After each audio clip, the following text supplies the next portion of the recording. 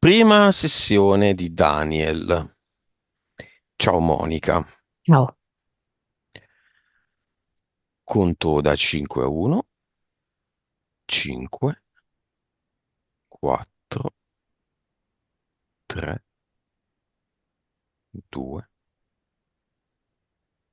1.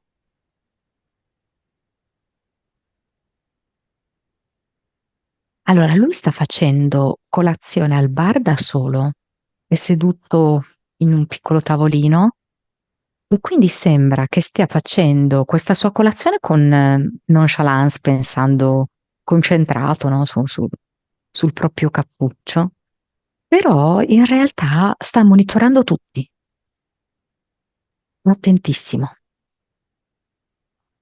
Ti dà l'autorizzazione? Se intinge il croissant nel cappuccio, dice sì. È sicuro sicuro?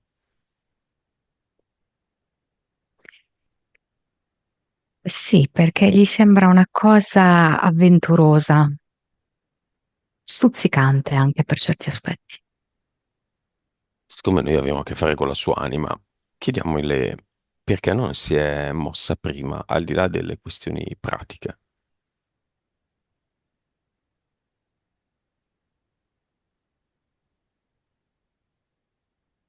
Ci sono dei tempi da rispettare e lui è nei tempi giusti.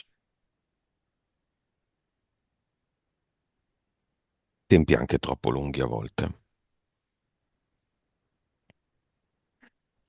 Sì, in questo gioco Matrix a volte veramente i tempi sono di una lunghezza estenuante. Per alcuni questi tempi saranno troppo lunghi e rimarranno a bocca asciutta, è così? Ah sì, Ci sono persone che hanno visto tutte le sessioni e aspettano il momento giusto perché non è arrivato il momento e rimarranno a bocca asciutta.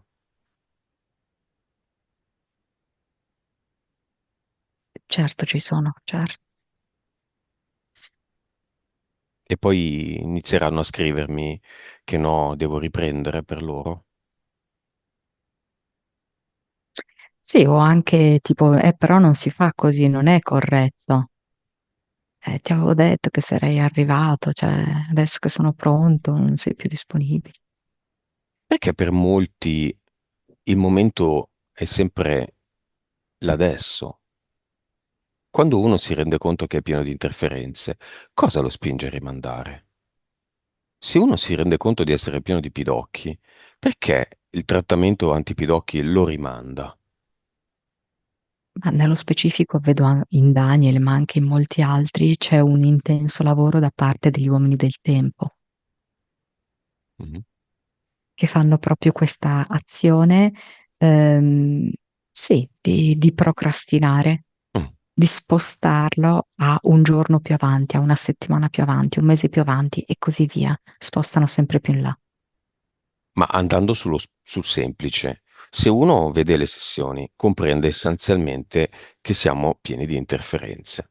Le interferenze sono brutte e cattive, sono delle piattole, dei pidocchi, delle pulci.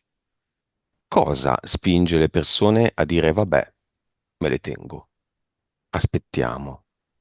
Quando se veramente fossero dei pidocchi si precipiterebbero a radersi i capelli a zero, a mettersi gli shampoo antipidocchi, subito l'urgenza di risolvere il problema. Quando i pidocchi sono un non problema, le interferenze sono un vero problema. La convinzione di potercela fare completamente da soli. E spesso così non è.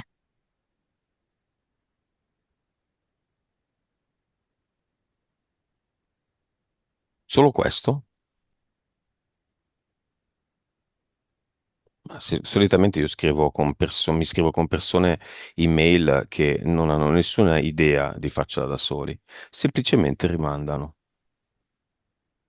È più importante comprare un nuovo zaino alla figlia, è più importante il vizio del fumo, è più importante dire la frase banale, questo non è il momento e bisogna rispettare i miei tempi, e si resta immersi in una melma di entità che ridono e portano avanti tutti i problemi ancora più acuiti.